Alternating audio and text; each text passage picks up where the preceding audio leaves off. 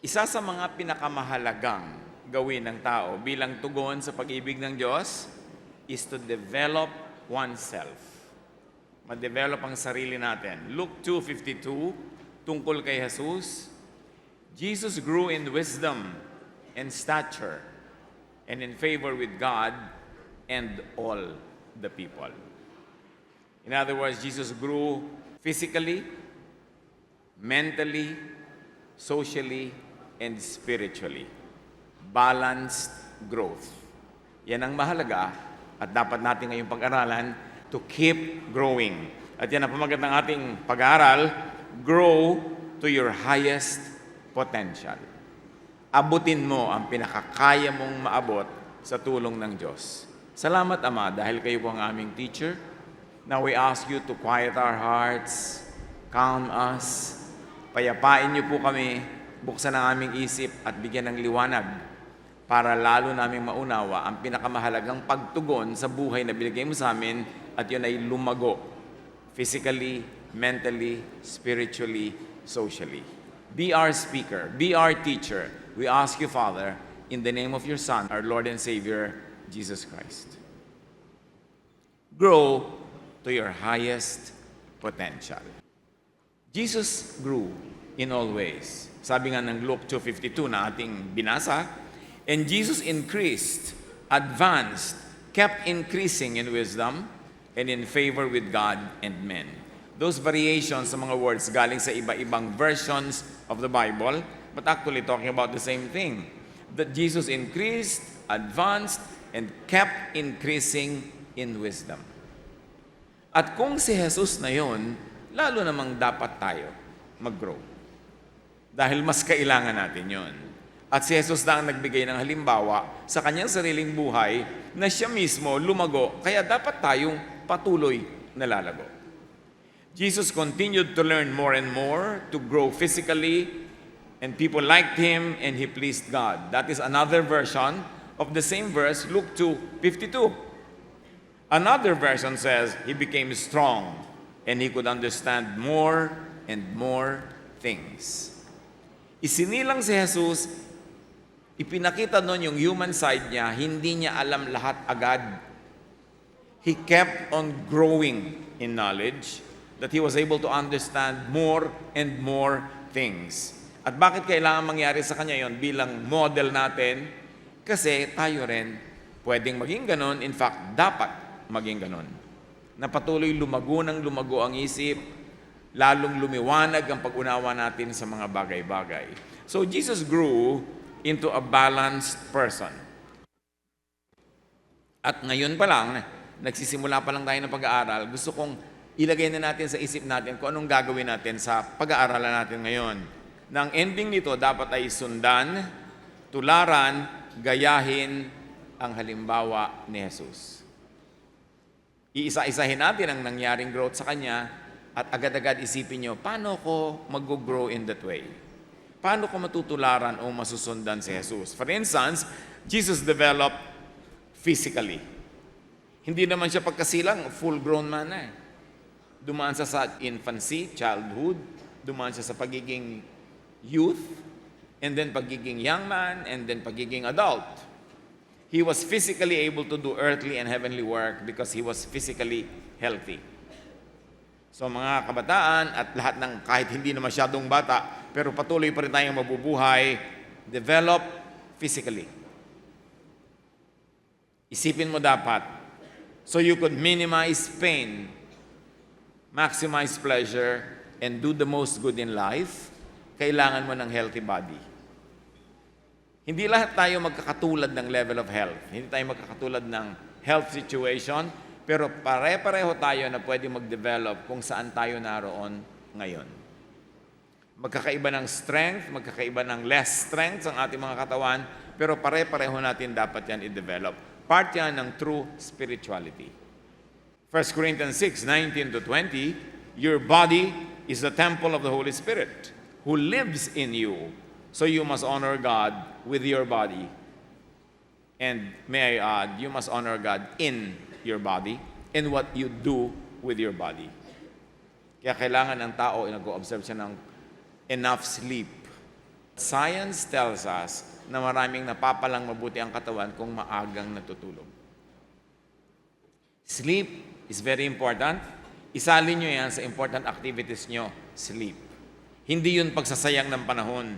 Kasi pag natutulog ang tao, nakaka-recover ang katawan niya, yung health niya, yung mind, yung kanyang thought, at mas nagiging handa siya to be active the following day. 1 Timothy 4:8, physical training is good.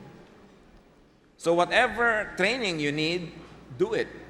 Yung iba nag-gym, yung iba nag-take a walk, yung iba naggagawa ng simple calisthenics. Whatever training it is, the body must move.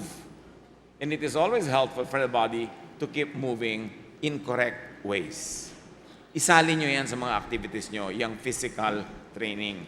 Keep a healthful lifestyle, especially diet.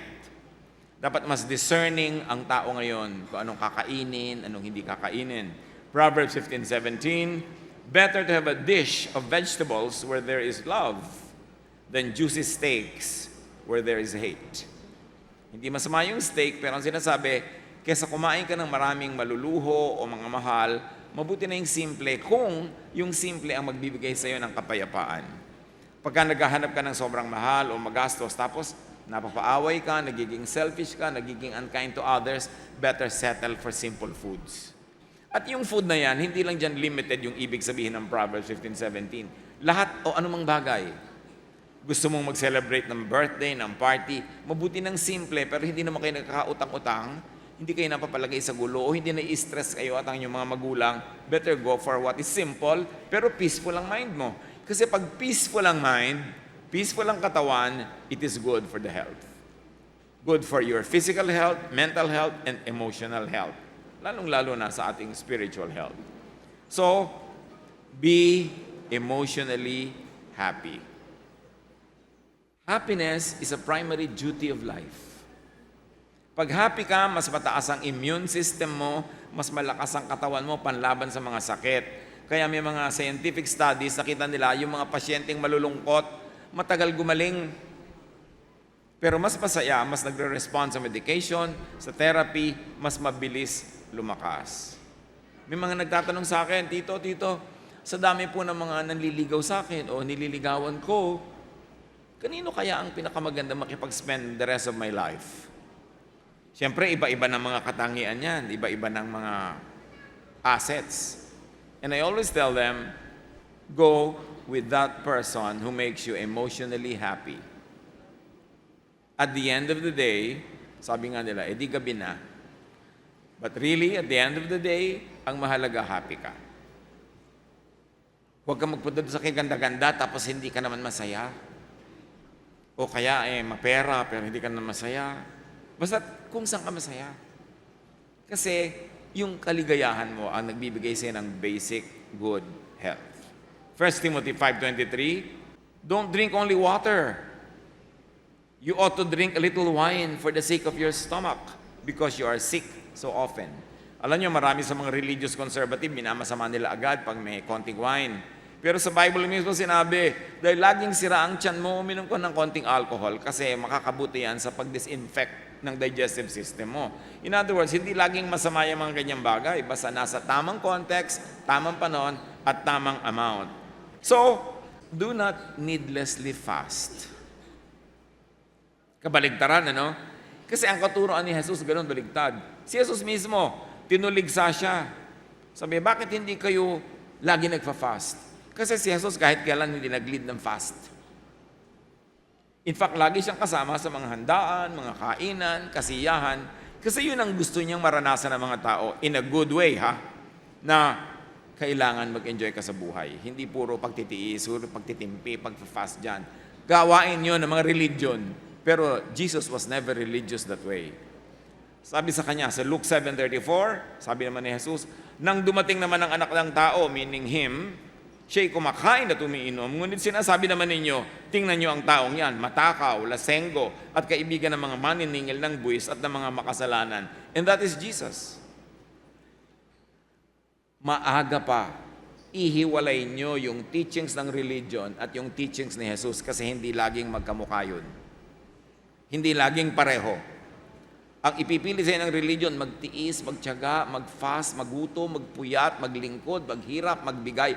Hindi yon ang teaching ni Jesus. Bagamat, yes, nagtuturo si Jesus na magbigay ka, na tumulong ka, magtrabaho ka, pero hindi yung para kang alipin, na parang wala ka ng karapatan mag-enjoy at masamang mag-enjoy. Ganon ang itinuturo ng conservative religion na kabaligtaran at binaligtad ni Jesus. Dahil gusto ni Jesus lumaya ang mga tao sa sobrang pagpapahirap ng religion. Remember this, ang pag-criticize sa religion doesn't mean pag-criticize sa Diyos. Kasi hindi lahat ng itinuturo ng religion, lalo ng conservative religion, ay yun talaga ang turo ni Jesus.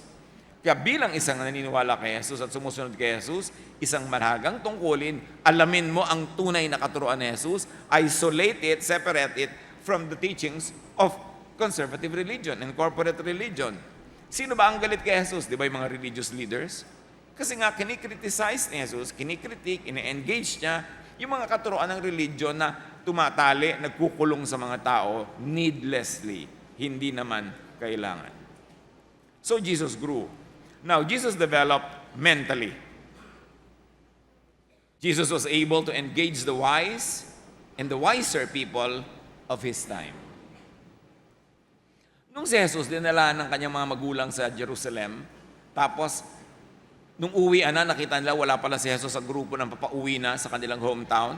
Bumalik sila sa Jerusalem, hanap sila ng hanap kung nasan yung batang Jesus. Natagpuan nila sa temple. At ang kausap, religious leaders, religious scholars. Luke 2:46-47, si Jesus ay natagpuan nilang nakaupong kasama ng mga guro. Nakikinig siya at nagtatanong sa kanila, at ang lahat ng nakakarinig sa kanya ay hangang-hanga sa kanyang pangunawa at mga sagot. You see, he was sitting with the intellectual elite of his time. At hindi mga nonsensical questions sa mga tanong niya at sagot, kahanga-hanga.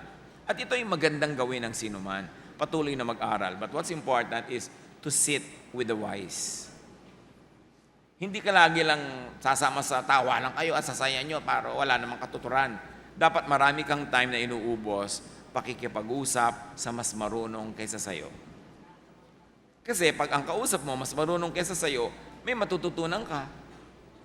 Pero pag ang kausap mo, ikaw ang pinakamarunong sa kanilang lahat, pwedeng may matutunan sila sayo, pero wala kang matututunan sa kanila. Kaya pinipili mo yung superior sayo ang edad, ang education, ang karunungan, ang natural wisdom, kasi doon ka makikinabang. Makinig sa mas marunong, mas maalam, mas may experience, kasi doon lalago ang iyong isip. Jesus was able to understand, to critique, and to correct the people's beliefs and practices. He was able to challenge the misguided religiosity of his time. Hindi madali ngayon na sumalungat sa conservative religion, sa naghahari at namamayagpag na religion, sa makapangyarihang religion, lalo nung panahon ni Jesus, 2,000 years ago. Hindi madaling sumalungat, pero yun ang ginawa niya. Pinansin niya ang mga pagkakamali ng religion, pinunan niya at kinriticize niya dahil gusto niya ang mga tao lumaya mula sa mga pahirap ng religion na hindi naman Diyos ang may gusto, yung religious leaders lamang.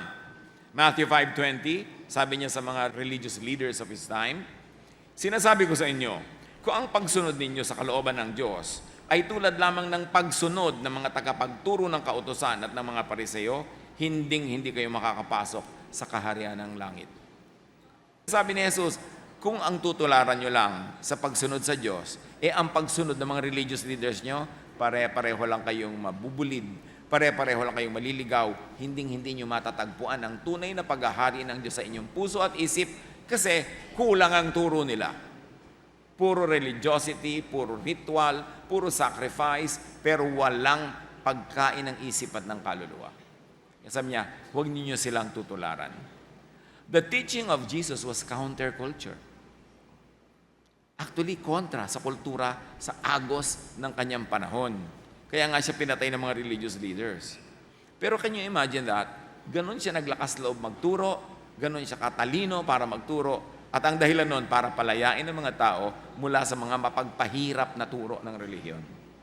Kaya ngayon, Kung tayo ay nagsasabing naniniwala kay Jesus, sumusunod kay Jesus, dapat nating maunawa yung pag-criticize niya sa religion at ganun din ang gawin natin sa religion sa paligid natin para hindi na tayo maalipin tulad ng pag-aalipin ng mga tao noon.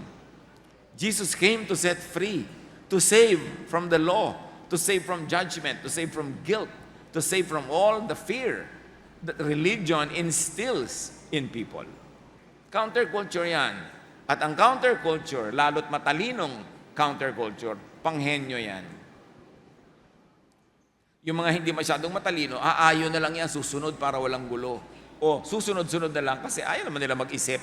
Kung ano na lang sabihin sa kanila, yun na lang. Pero ang tunay na pagsalungat, hindi lang pangungontrang walang sense, kundi dahil nakabase sa katalinuhan, sa pag-iisip at sa revelation ng Diyos, panghenyo yan.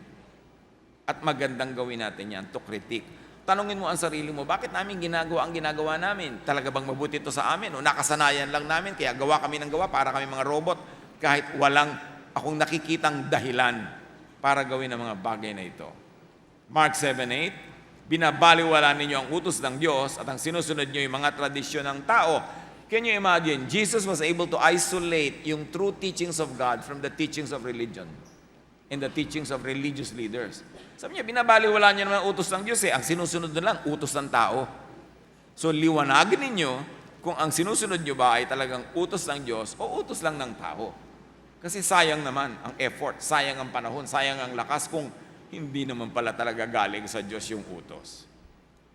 Dapat i-critique, dapat suriin, salain ang religious beliefs. Huwag lulunin ng buong buo na walang tanong-tanong. Dapat yan, pag-aralan. Kasi ang nakataya, yung growth mo, yung ikabubuti mo, ikasasaya mo. Luke 11:42, kinakaligtaan ninyo ang katarungan at ang pag-ibig ng Diyos. Hindi dapat kaligtaan ang mas mahalagang bagay. Nagiging busy ang mga tao sa kanilang religion to the point na nagiging unkind, nagiging cruel, nagiging judgmental, self-righteous. Sabi, hindi ganyan ang dapat maging bunga ng relihiyon sa buhay ng tao. So Jesus had a very clear sense of proportion. Ano ang tunay na mahalaga at ano ang tunay na dapat pahalagahan. He was able to learn new wisdom and teach well. Gusto kong bigyan ng diin ito Jesus was able to learn new wisdom. Hindi lang siya nagmana ng old wisdom, hindi lang siya basta sumunod sa dati ng alam, nakakilala siya ng mga bagong kaalaman at karunungan dahil bukas ang kanyang isip. Diba sabi nga sa Luke 2:52, Jesus grew up into a man. He became strong and he could understand more and more things. At yan ang dapat mangyari sa buhay natin, to be able to understand more and more things. Huwag matakot mag-nosebleed. Yung iba may ipapabasa kayo nosebleed. Meron kang papaaral, nosebleed. Sa nosebleed, tumatalino. Nobody grows inside his or her comfort zone. Dapat willing kang lumabas sa comfort zone mo, mahirapan ka mag-isip, mahirapan ka magbasa, mahirapan ka mag-aral. Yun ang hakbang para matuto. Matthew 7:28-29, namangha kay Jesus ang mga tao nang kanilang marinig ang kanyang pagtuturo, sapagkat nagturo siya ng may kapangyarihan, hindi tulad ng mga tagapagturo ng kautusan. At ano ang kapangyarihan ng turo niya? The newness of the wisdom of His teaching. Hindi lang repetition ng dati na nilang pinag-aaralan paulit-ulit na wala naman talab sa buhay nila, kundi ito bago at higit sa lahat, nakakapagpalaya. Pag nag-aaral ka talaga ng teaching ni Jesus, lumalaya ka, hindi ka nakukulong. Lumalaki ang utak mo, hindi lumiliit. Bumubukas ang isip mo, hindi sumasara. Dapat lalo kang bumabait, bumubuti, hindi nagiging masungit ka sa ibang religion, nagiging masungit ka sa may ibang pananalig, nagiging mapanghusga ka, mapangpuwera, sinisipa mo ang hindi mo panalig. Hindi ganon ang turo ni Jesus. Dapat lumalawak ang isip mo na maraming nagkakasya. Maraming nagkakasyang ideya, maraming nagkakasyang tao, maraming nagkakasyang mga pananaw sa buhay. Matthew 11:54, nagtaka ang mga nakarinig sa kanya at kanilang itinanong, saan kumuha ng ganyang karunungan ng taong yan? Paano siya nakakagawa ng mga himala? At ito, mga kababayan niya yung nagtataka kasi sama-sama silang lumaki sa isang baryo. Tapos biglang, bakit ang runong-runong na ng Jesus na ito? Magandang goal sa buhay natin, yung mga dati natin kakilala, kababata, kamag-anak, masabi rin pagkausap ka, pagtalikod mo, sabi, bakit rumunong yan? Saan kumuha yan ng alam niya? Bakit nag-i-improve siya? Bakit ang laki-laki na ng laman ng utak niya ngayon? Dapat ganon. Kasi si Jesus nag-grow. So, anong application niya sa buhay natin? Develop, keep developing your intellect and your mind. Yung mga dati mong hindi alam, dapat malaman mo naman. Yung last week, hindi mo alam spell ang Mississippi. Sige nga, spell Mississippi. O hindi mo alam last week, dapat naman ngayon alam mo na. Alam nga naman ngayon, hindi mo pa rin alam. Next week, hindi mo pa rin alam. Kakamatayan mo na, hindi mo na nalaman kahit kailan. Dapat yung hindi mo alam, alamin mo. Huwag kang matakot mag-aral. Para laki ng laki ang laman ng isip. Proverbs 18:15, ang matalino ay nagdaragdag ng kaalaman. Ang may unaway namumulot pa ng karunungan. Ang tunaw na sign ng matalino, aral pa ng aral. Pag meron kayong narinig na word na hindi nyo maintindihan, ang dali-dali na ma-google eh. Ang dali-dali tignan sa dictionary. Huwag niyong palampasin ng isang araw na may narinig kayong word na hindi nyo naintindihan, tapos hindi nyo aaralin kung ano. Para bukas, pag narinig nyo na naman, alam nyo na. Dapat na dadagdagan. Learning means changing one's mind. Therefore, a true learner will not be conservative. Yung iba ay pinagmamalaki pa eh. Conservative ang aming religion. Sarado ang aming isip. Dekandado, isinusi ko at nilulun ko ang susi. So ayaw nila talaga mabuksan yung isip nila. Hindi mo dapat ipinagmamalaki na sarado ang utak mo. Dapat bukas. Para tumanggap ng improvement. Why? Because we were created in God's image. We must grow from glory to glory. We must grow from one level of intellect to the next. Colossians 3:10, sabi, isuot ninyo ang bagong pagkatao na patuloy na nagbabago at nagiging kalarawan ng Diyos na lumikha sa inyo upang lalo ninyo siyang makilala. Very important ang verse na ito ha. Meron daw dapat bagong pagkatao pag nanalig ka kay Jesus. Ibig sabihin, nagbukas ka ng isip, gusto mong matuto, gusto mong mag-grow. At yun daw, bagong pagkataong ito, patuloy na nagbabago. So, hindi virtue yung hindi ka nagbabago. Alam niyo yung mga tao na pag hindi ka nakita ng matagal, tapos sabihin mo, nagbago ka na, sabihin mo, dapat lang. Dapat lang tayo nagbabago. Ang mga tao kasi na hindi nag-grow, pag nakita kang nag-grow, nagagalit sa'yo, sabi siya, iba na yan, hindi na yan ma-reach. Ang gusto nila, yung nare-reach nila. Ibig sabihin, hindi umangat. Katulad pa rin nila. Kaya nagagalit sila sa mga hindi na nila ma-reach. Pero pagkasabi, hindi ka na ma-reach, sabi mo, well, nasa iyo yan.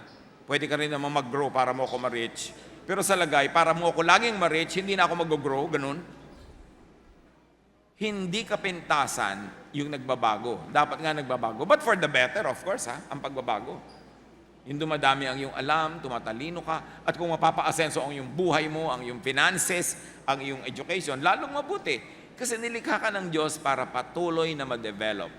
Hindi ka perfect nung ipinanganak, but you can work towards and get nearer and nearer to perfection while you are living on a daily basis. So, mas makikilala mo raw ang Diyos pag nagbabago ang iyong isip, pag lumalaki ang iyong isip. So, study. Mag-aral. Huwag kayong matakot mag-aral. At huwag kayong umiwas mag-aral. Kailangan aral ng aral. 2 Timothy 2:15, sikapin mong maging kalugod-lugod sa paningin ng Diyos, isang manggagawang tama ang paggamit ng salita ng katotohanan. Ibig sabihin, maraming manggagawang mali ang paggamit ng salita ng katotohanan. Paano mo malalamang tama o mali? Tama ang paggamit ng salita ng Diyos kung ang ending nakakapagpalaya, nakakapagbigay ng kapayapaan, katahimikan, kagalakan. Yan, tama. Pero ang pag nagiging ending, ang naituturo sa iyo ay needless guilt, fear, judgment of others, self-righteousness, maling paggamit yan ng salita ng katotohanan. So keep studying, keep learning new knowledge, new understanding, new interpretations, and applications. Proverbs 1:5, lalong tatalino ang matalino at magiging dalubhasa ang kakaunti ang kaalaman. Bakit? Kasi mag-aaral siya na mag-aaral ng mag-aaral. Proverbs 9:9, give advice to a wise person and he will become even wiser. Teach a righteous person and he will learn more. Sign daw yan na matalino ang tao. Pag tinuturuan mo, mas tumatalino siya dahil tinatanggap niya. Keep studying and keep learning. Ano ang pinagkaiba ng napag-aaralan sa elementary or grades 1 to 12 ba? Ang equivalent niyan ngayon? Napag-aaralan sa high school, sa college, sa masteral degree, at sa doctoral. Ano pinagkaiba-iba niyan? Sa elementary or sa basic education or equivalent, we learn fundamental skills to read, write, and count. We learn fundamental knowledge and fundamental character. So lahat ng mga dapat ay alam ng lahat ng nilalang, pinag-aaralan yan sa elementary and high school. Kasama na sa high school or equivalent education, we learn higher fundamental skills and knowledge. Tulad lang ng elementary, pero mas mataas lang ng konti. Pero pareho lang yan. Itinuturo sa yung magbasa, makabasa ng mga letra, makapagsulat, makapag-multiply, divide, add, yung mga ginagawa sa arithmetic, basic social studies, basic history, para alam mo ang nangyayari sa mundo. Pero actually, sa elementary and high school, or its equivalent now, pinag-aaralan mo lang ang alam naman dapat ng lahat. So, hindi yon katangian, nag-graduatean mo yon. Parang dapat lang, at hindi ka pa kakaiba. Can you imagine, ang laking kalugihan kung hindi ka gumraduate noon o nakapag-aral noon, tapos hindi ka rin nakinig sa mga taong hindi formal yung tinuturo sa'yo, hindi formal education, pero nonetheless, matututo ka. So malaking kakulangan yun. Ang problema, sa kulang ang isip at kulang ang alam, hindi niya alam na kulang siya. So akala niya, puno siya, at siya pa kuminsan yung mayabang. Kasi yung kulang ang isip, hindi niya alam na kulang siya eh. Kailangan malayo ang marating ng isip mo para mo malingon, masabing, ay, ang konti pala ng alam ko nun. Kailangan dumami na yung alam mo para mo marating yung point na masabi mong konti lang pala yung alam mo nun. Pero kung nando ka lang sa konti, akala mo yun na ang lahat-lahat at puno ka na. Sa college, ano ba talaga ang pinag-aaralan sa college? Bakit gusto ng mga tao mag-college at gusto ng mga magulang mapagkolehiyo yung mga anak nila hanggat sa abot kaya?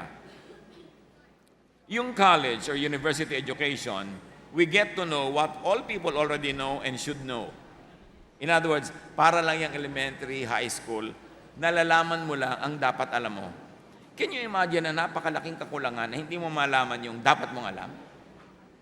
Halimbawa, hindi mo malang alam, halimbawa, kung ano-ano ang forms of government ng mga bansa, kung ano-ano ang mga languages of the world, ano ang history of the world. Dapat alam mo man lang yun. Pero yon hanggang college. Sa graduate school, meanwhile, kasi iba, pagka gumraduate ka na ng college, gusto mo mag-aral, meron namang masteral level, magma-master's course ka. Ano pinag-aaralan mo dyan? We learn more deeply what many, but not all people already know. In other words, pag nag-masters ka, lumalalim lang ang pag-unawa mo sa limited things, pero marami na rin may alam nun, pero hindi yun alam ng lahat ng tao. Ano naman ang postgraduate? Pag sinabi nag-PhD ka, postgraduate level, you learn and master how to study, how to research, what is already known to specialists. In fact, ang pinag-aaralan mo na dito, yung mga alam ng konti lang, mga specialista, and more than that, sa graduate school or postgraduate school, you produce and formulate from research new knowledge. No? So sa elementary, sa high school, and up to college, inaaral mo lang ang alam na ng marami at dapat ay alam ng lahat.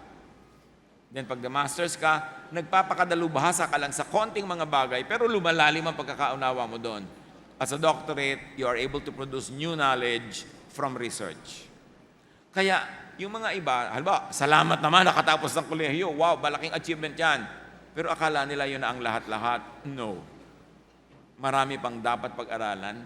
Kung meron ka pang chance, may opportunity, may kakayanan, dapat mo pa yang i-pursue. Kasi ang dami pang dapat malaman, especially how to produce new knowledge from research. Ang college, graduate, ang totoo niyan, hindi natin minamaliit, but this is a fact. Pag college graduate, kakatiting pa lang ang knowledge noon. In fact, mas lalong kakatiting ang natandaan. Gaano kalaki ang natandaan nyo from your elementary or high school? Or yung mga college graduate yan, gaano kalaki natandaan nyo sa pinag-aralan nyo sa college? O nung bumako yung e-trike, nalaglag yung mga na-memorya nyong ganun. So ang konti-konti nang natatandaan. Tapos akala mo alam na ang lahat. Alam niyo ang true value ng formal education? Hindi para ka matuto talaga, kundi para ipamukha sa'yo na ang dami mong hindi alam. Na ang tunay na value ng education, maging humble ka, hindi maging mayabang. Dahil iminumulat ka ng edukasyon sa mga bagay na hindi mo alam dati, ngayon mo lang nalaman. Therefore, malalaman mong, siguro marami pa akong hindi alam na ngayon ay akala ko lang alam ko. Kaya keep studying. Because what is known is little, what is unknown is immense. Nag-aaral lang tao, hindi lang para magkaroon ng trabaho. Nag-aaral lang tao para maging buong tao. Para lumaki ang isip, maunawa niya ang mga bagay at makatulong siya sa kanyang mga mahal sa buhay, sa kanyang lipunan, sa kanyang bayan, sa buong humanity dahil marami siyang alam. Siyempre, marami sa atin nasa survival level. Gusto na magulang mo, makapag-aral ka para makapagtrabaho. That is not bad, that is very good. Pero hindi lang yun ang goal ng edukasyon, na maging empleyado. Kailangan marunong na marunong ka. In fact, ang umaangat sa buhay, hindi naman sa pag-i-empley lang, madalas outside of it. When you are creative, when you're able to create wealth, when you're able to do good business, doon umaangat ang iyong buhay. Saan ang gagaling yun? Knowledge. So, mahalaga yung knowledge. Sit at the feet of and learn from the old and the wise. Makinig sa matatanda. Akala ng mga bata ngayon, irrelevant na yung matatanda. No, iba ang alam ng matanda dahil sa experience. Dapat makinig. Hindi mo mararanasan sa high school, college, ang alam ng matanda. Kaya dapat pinapahalagahan yan. Sit at the feet of and learn from the old and the wise, especially kung wala o kulang ka sa formal education. Halimbawa, hindi ka man lang pinapalad pa na gumraduate sa school o magkaroon ng postgraduate. Lalo kang dapat makinig sa matatanda.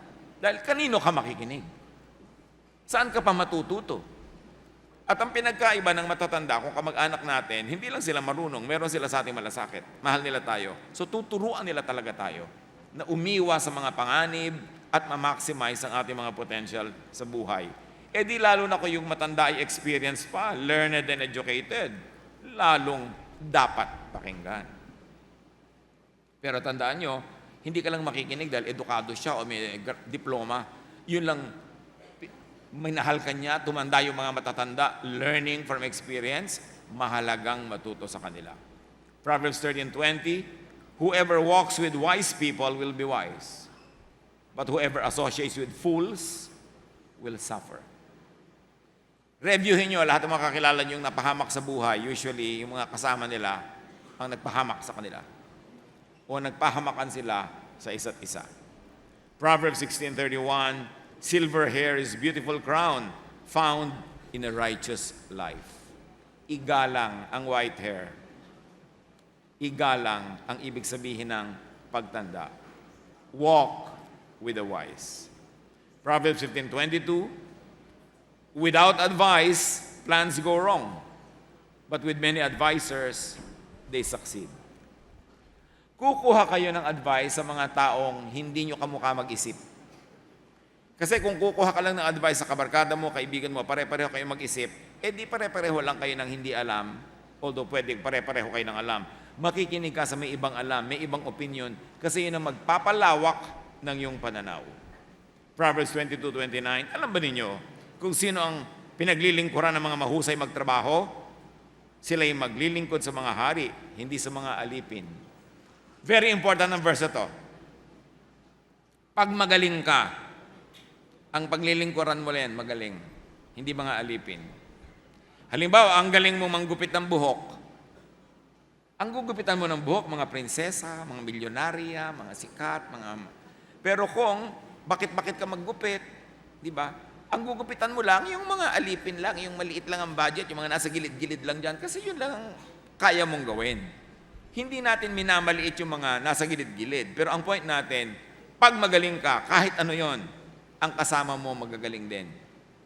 Magaling ka mekaniko, ang gagawin mo mga kotse, mga Mercedes-Benz, mga mamahalin, sa mga mamahaling shop ka magtatrabaho, o sa mga big time ng mga amo, kasi magaling ka eh.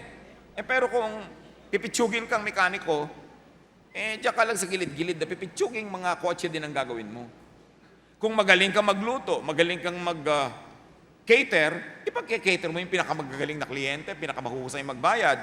Pero kung panis-panis yung luto mo, tabi-tabing yung hiwa mo sa bangos, hindi ka makakapag-serve sa mga big time na client. Yun lang yun. Kaya kung ano man ang gagawin nyo sa buhay, ano man ang inyong magiging hanap buhay, be the best ever in that field. Because you will walk with eagles. You will fly with eagles. Pag ang galing-galing mo, halimbawang manikurista, magmamanicure ka sa mga pinakamatataas sa mga tao, kasi ang galing mo ma-afford ka nila. Pero kung hindi ka magaling, doon ka na lang sa kapwa mo hindi magaling maglilingkod. So, hindi tataas yung sitwasyon mo sa buhay. Kaya dapat lagi mong ginagalingan ano man yun. Kasi pag magaling ka, nobody can keep you down. Mahusay ka sa anumang larangan, makakatagpo at makakatagpo mo ang ibang mga kapwa mo mahuhusay sa ibang larangan, and you will all move in the same zone. Kaya kahit halimbawa, therapist ka, minamasahe mo yung paan niya, pero paano man halimbawa ng ng prinsipe? Kasi, prinsesa ka ng therapy. Pare-pareho kayo magkikita-kita sa taas, anuman ang trabaho nyo. Pag pare-pareho kayong magagaling. The best in all walks of life, all meet at the best zones. So, taasan ang quality, taasan ang pangarap, at tataas ang level ng buhay. Or, instead of serving kings, maybe kaaaral mo, study well enough, and become the king. Why not? Kung marami kang alam at deserving. So, sit at the feet of and learn from the techie. Sino sa inyo dyan mga techie? Yung ang galing-galing sa mga telepono, mga computer, ang galing-galing. Di ba? Walk with the techie.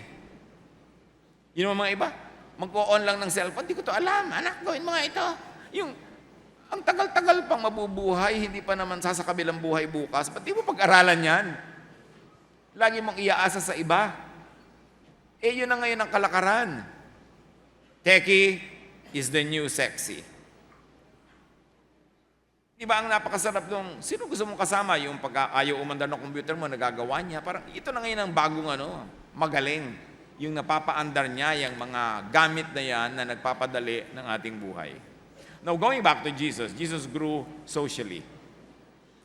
Comfortably, gracefully navigate your social milieu or cross the social divide.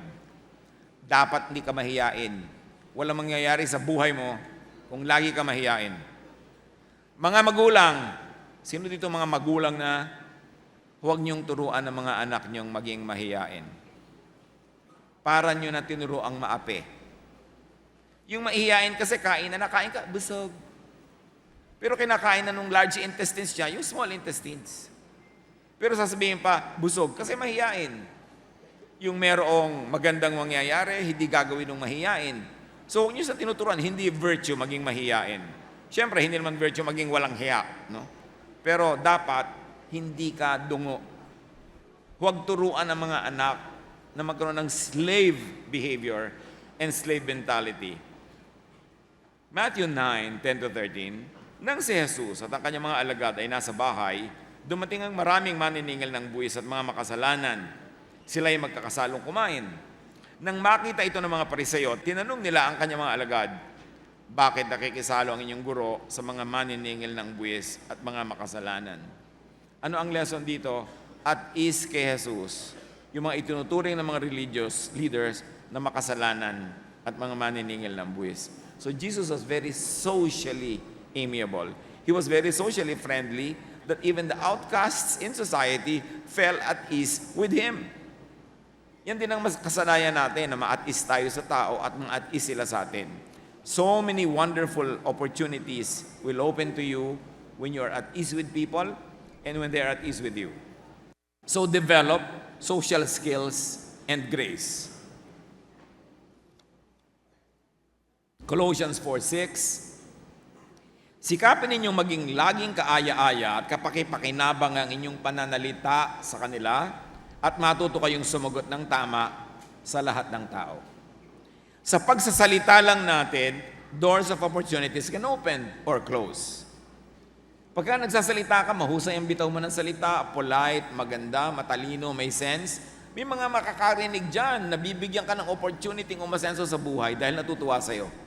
Pero pag binaligtad mo yan, na mga salita mo, hindi nakakatuwa, nakakainis, nakakagalit, pagsasarahan ka pa nila ng pinto, imbes pagbuksan. Kaya mahalaga matuto ang mga tao ng gracious speech. Yung magalang, polite, respectful, but firm, and most of all, intelligent. Learn and master etiquette or good manners. Yan ang kulang ngayon sa maraming tao. Kasi sa school ngayon, wala na nung araw na tinatawag na good manners and right conduct. Dati noon, merong tinuturo sa school na ganyan. How to sit properly, how to stand up, how to greet people, how to use the spoon and fork and the knife. Lahat yan tinuturo sa school noon eh. Ngayon parang hindi na. Kaya kulang na kulang sa maraming young people ngayon yung good manners. But for you to advance in society, you will need to have good manners. Because you need people to help you go ahead and move up. And people help only those that they like. So kailangan likable ka para lapitan ka ng mga grasya at mga taong magbubukas sa ng mga pintuan of golden opportunities. Matthew 7:1, sabi ni Jesus, gawin ninyo sa inyong kapwa ang nais ninyong gawin nila sa inyo. Ito ang buod ng kautusan at ng mga isinulat ng mga propeta. At yan din ang buod ng social manners. Learn good manners. It is an important door to enter if you like to move up in life. Kailangan marunong tayo ng kagandahang asal. And of course, learn to work with people. Ephesians 4:2-3, kayo'y maging mapagpakumbaba, mahinahon, at matyaga.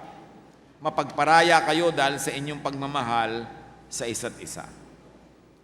Nobody can fault you kung ganito ang inyong behavior. Walang asensong naghihintay sa mga taong magaspang kumilos, masakit magsalita, mataray, mayabang. Walang mabuting mangyayari sa inyo sa ganon. So huwag niyong tutularan yung mga ganon. Yung ang susungit, ang tataray, ang tataas magsalita. Walang pupuntahang mabuti ang ganong manners. And enjoy people's company. Let people enjoy your company. Which means huwag ka laging pastar. Hayaan mong nag-uusap-usap kayo. Kung minsan ikaw yung makwento, minsan iba naman, hindi laging ikaw. Kasi kailangan nga mapagbigay ka likable. Proverbs 15:13, a joyful heart makes a cheerful face, but with a heartache comes depression. So wherever you go, you bring cheer. You bring happiness. You help people. You brighten a room just by entering it. Hindi yung pagpasok mo dumilim dahil dumating ka kampo ng kadiliman. Walang matutuwa sa'yo. Learn it early in life. And it will see you through many days. Now, Jesus developed spiritually, needless to say. Paano nag-develop si Jesus spiritually? May isa siyang napakagandang ginagawa na dapat tularan natin. Ano yun? Mark 1:35. Madaling araw pa'y bumangon na si Jesus at nagpunta sa isang lugar na walang tao at doon ay nanalangin siya. Ano yung secret dito? One-on-one time with God. It's good to have fellowship. It's good to attend Bible studies, to have events. Pero hindi mo dapat pabayaan yung one-on-one with God. Yung tahimik ka lang, nananalangin, o wala kang sinasabi, dahil pinapakinggan ng Espiritu mo ang ibinubulong sa iyo ng Diyos. At ang prayer na to ni Jesus is not the usual prayer that we know. We are not told by Scripture, by the Gospels, how Jesus prayed, really. Pero ang mahalaga may personal time, free ka, walang nagkokontrol sa agenda, walang nagkokontrol sa ipagpe-pray mo, just be there and be quiet before the Lord at magre-reveal sa iyo ang Espiritu ng Diyos.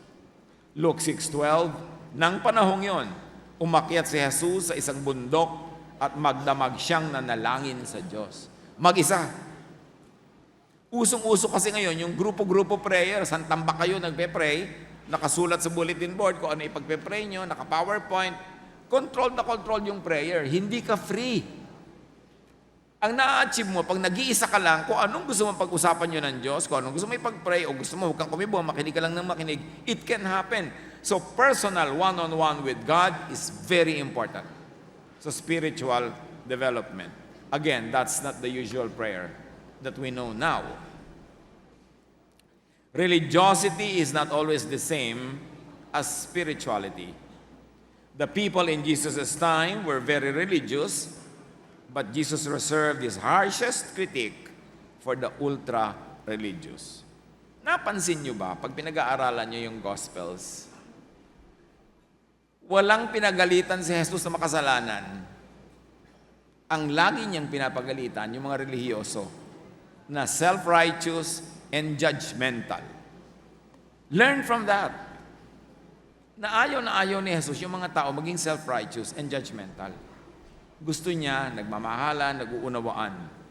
Matthew 23:13, sabi niya sa religious leaders, kahabag-habag kayo, mga tagapagturo ng kautusan at mga pariseyo, mga mapagkunwari, hinahadlangan ninyo ang mga tao upang hindi sila makapasok sa kaharian ng langit. Hindi na nga kayo pumapasok, hinahadlangan pa ninyo ang mga nais pumasok. Bakit sila hindi pumapasok? Kasi ang teaching naman nila hindi nagdadala sa tao sa kaharian ng Diyos. Nagdadala lang sa loob ng kanilang relihiyon. Sabi, kayo nga hindi nakakapasok, paano nyo patutulungan ng mga taong pumasok? And Jesus said that to the religious leaders. Matthew 23:23, kinakaligtaan naman ninyong isagawa ang mas mahalagang turo sa kautusan, ang katarungan, ang pagkahabag, at ang katapatan. Pero ang gagaling ninyo sa inyong mga religious teachings and rituals. Matthew 23:27-28, kahabag-habag kayo, sabi ni Jesus, mga tagapagturo ng kautusan at mga pariseyo, mga mapagkunwari, ang katulad ninyo yung mga libing ang pinaputi, magaganda sa labas, ngunit ang loob ay bulok at puno ng kalansay. Ganyang-ganyan kayo. Sa paningin ng tao ay mabubuti, ngunit ang totoo ay punong-puno ng pagkukunwari at kasamaan. Can you imagine Jesus was saying that to the religious leaders of his time? Because he was not convinced that the religious teachings were the teachings that will bring peace and love and joy to people. He grew spiritually. And to grow into something, you have to grow out of something. Kayo ngayon, mga kapatid, gusto nyo mag-grow spiritually, you have to grow out of something. You cannot grow and at the same time remain where you are. To grow is to change. Kailangang palitan. Kaya sabi ng Romans 12:2, be changed by the renewing of your mind. Renew your mind about God. Renew your mind about Jesus. Renew your mind about what it means to believe in Jesus. And then you will grow. Grow in knowledge and understanding. Si Paul mismo, anong sabi niya sa 1 Corinthians 13:11? Nung ako'y bata pa, sa pananampalataya yun. Ako'y nagsasalita, nag-iisip at nangangatwirang tulad ng bata. Ngayong ako'y mayroon ng sapat na gulang, iniwan ko na ang mga asal ng bata. I-consider natin yan sa ating religious consciousness. Siyempre, dumadaan tayo sa religious life na bata pa tayo sa faith. Sabi ni Paul, nung araw, bata pa ako sa faith, nag-iisip ako bilang bata sa faith, nangangatwiran ako bilang bata sa faith, pero ngayon, nag-mature na ako, iniwan ko na ang mga childish things na yan. Ano ang mga matuturing ninyo na bahagi ng inyong spiritual childhood na dapat iwan na dahil nag-grow na kayo in spirituality? To grow, keep changing. You cannot grow into something without outgrowing something. Now, to know if you are developing or maturing? May malilinaw na bang realization na ang nauna, dati, childhood alam at paniniwala, pananaw and attitude ay childish lang pala? Dapat dumating ka sa point ganito. Sabi mo, ay, ang childish ko pala nung araw, pambata lang pala yung alam ko. Pero para dumating ka doon, ibig sabihin, nag-mature ka na. Pag wala kang realization na ang tanga ko pala noon, ibig sabihin, hindi ka pa tumatalino. Pero napakatalino mo po, sabi mo, ay, ang tanga ko pala noon. Wow, ang talino mo na ngayon para masabi mo yan. Pero yung naniniwala ka palagi, ang tali-talino ko, baka hindi ka pa talaga tumatalino. Kasi ang tunay na pagtalino is ma-realize mong meron kang dinaanan na hindi ka talinuhan. So, na-realize mo na yun ngayon. Na lumiwanag na, kaya nalaman mong nasa kadiliman ka pala noon. Na immature pala noon ang iyong pinaniniwalaan, childish lang pala, tulad ni Paul. Hindi naman yung una mong natutunan, ibig sabihin yun na yung permanent mong dapat alam eh. You must keep changing your mind as you keep studying. Or walang malingon na natatawag na childish stage kasi ay nandun pa rin up to now. Kaya alam nyo yung mga childish, hindi nila alam na childish sila. Yung makitid ang isip, di niya alam na makitid siya. Kasi sa kakitiran ng isip niya, punong-puno na ng alam niya, akala niya puno siya. Pero hindi niya alam na makitid pala. So realization that you were not so correct is already your step to higher correctness. Romans 12:2. Huwag kayong makiayon sa takbo ng mundong ito. Sa halip, hayaan ninyong baguhin ng Diyos ang inyong pag-iisip upang maunawaan ninyo ang kanyang kalooban. Sa gayon, magagawa ninyo kung ano ang mabuti, kalugod-lugod, at ganap na kalooban ng Diyos. Ano ba ang pag-iisip noon ng Jews na kailangan baguhin? Bakit sinabing kailangan silang magbago ng isip? 2 Corinthians 5:17, kaya't kung makipag-isa na kay Kristo ang isang tao, isa na siyang bagong nilalang. Wala na ang dati niyang pagkatao, sa halip, ito'y napalitan na ng bago. Dapat nagpapalit, nagiging bago. Tulad din ng kuko, humahaba, buhok humahaba. Ganoon din dapat ang karunungan. Humahaba, lumalago, gumaganda. Ephesians 4:22-24, magbago na kayo ng diwa at pag-iisip. At ang dapat niyong isuot ay ang bagong pagkatao na nilikhang kalarawan ng Diyos. Bakit ito ang nais kong pag-usapan natin ngayon? Ito ang mahalaga sa buhay. Patuloy na matuto. Don't be overly loyal to what you learned yesterday to the point that you are no longer willing to learn something new today. Your loyalty should not be to what you know, but your loyalty should be to keep knowing and knowing and knowing to the point of changing. Panginoon naming Diyos, turuan niyo po kami mag-isip. Ano pa nga bang growth ang kailangan namin sa pag-unawa kay Jesus, sa pag-unawa sa aming pananampalataya, at ano ang mga changes ng pag-iisip na magdudulot ng spiritual growth? Nais namin maging katulad ni Jesus to grow physically, mentally, socially, and spiritually. Teach us na maging matyaga, mapag-aral, observant, and most of all, teachable. Sandali tayong manalangin, personal, manahimik, at ilapit natin sa Diyos, ano ang pinaka-importanting pag-aralan natin ngayon para lumago tayo sa pananalig. Let's bow before the Lord, be silent for a while, and let the Spirit finish this message personally for you.